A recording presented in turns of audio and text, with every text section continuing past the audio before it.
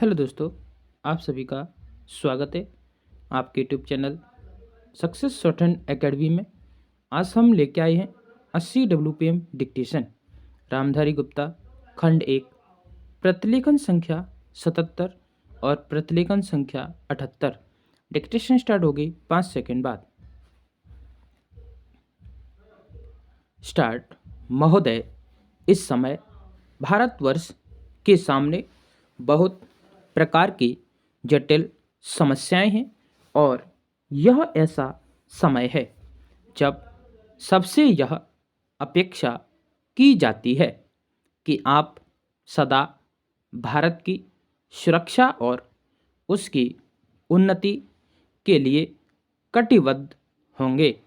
आपको मालूम ही है कि जब से यह प्रश्न हमारे सामने आया है कि भाषा के आधार पर देश के विभिन्न भागों का पुनर्गठन किया जाए, तब से देश में बहुत प्रकार के आंदोलन उठ खड़े हुए हैं।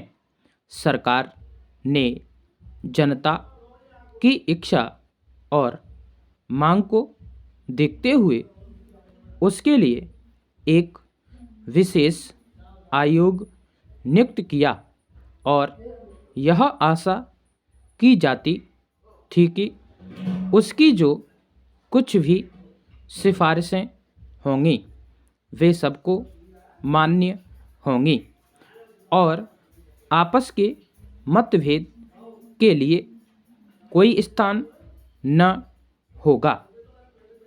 इस संबंध में सरकार ने जो भी निर्णय किए उनमें से अधिकांश निर्णय सर्वसम्मति से ही हुए हैं, परंतु दुख की बात है कि एक दो स्थानों पर मतभेदों ने एक ऐसा रूप ले लिया जो देश के लिए वांछनीय नहीं हो सकता।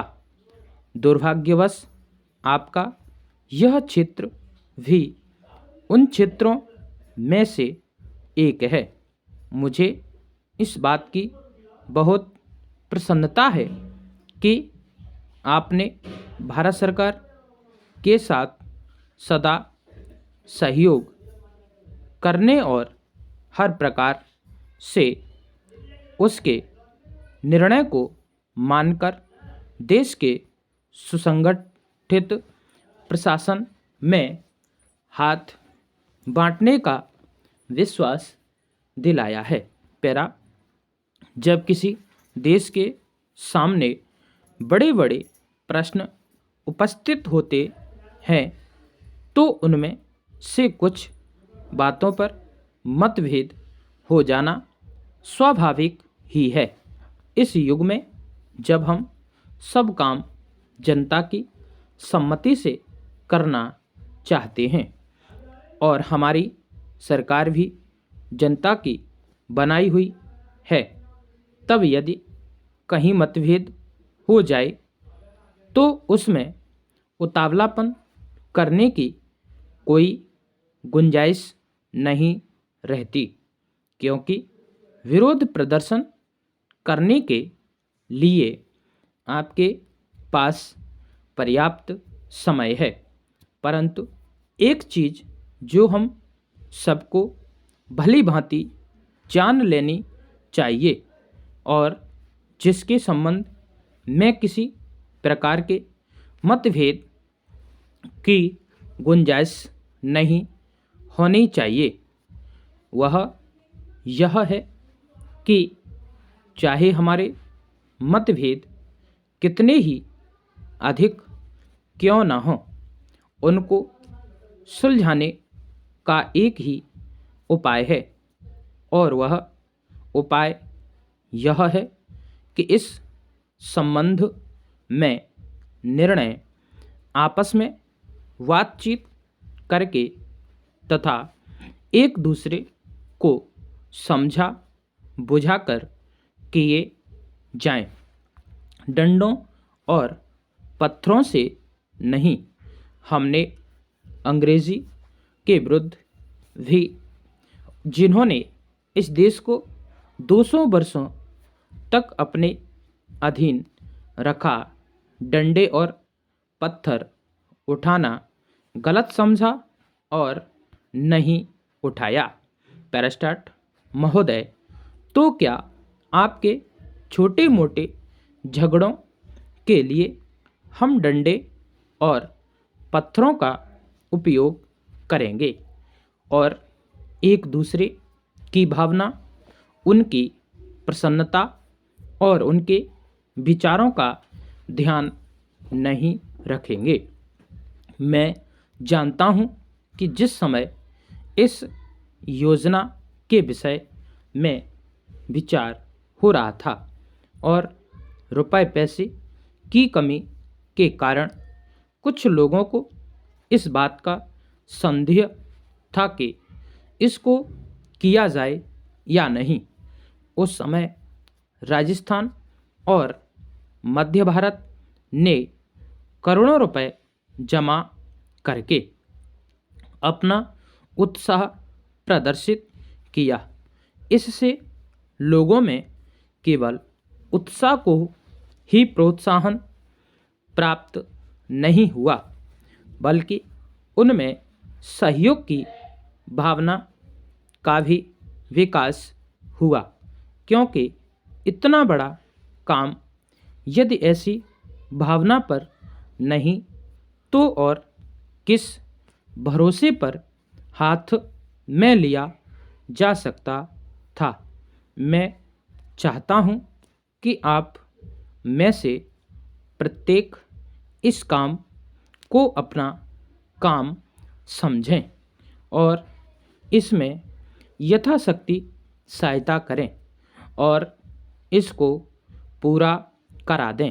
पैरास्टाट, कल मैंने सुना और मुझे यह देखकर प्रसन्नता भी हुई है कि आप लोगों ने यहाँ पर किसी एक ही स्थान से नहीं, बल्कि सारे भारतवर्ष से आदमियों को बुलाया है और वे आकर काम कर रहे हैं।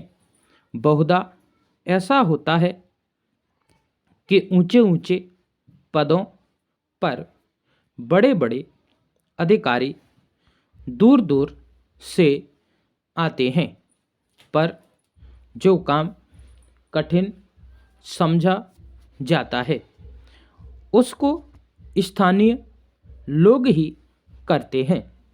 इसके विपरीत मैंने यहाँ यह भी देखा कि केवल ऊंचे पदों पर ही नहीं, बल्कि पत्थर तोड़ने तथा पत्थर काटने जैसा ठेठ मजदूरी का काम, जो कठिन काम होता है, मद्रास से लोग आकर कर रहे हैं। यह हर्ष की बात है।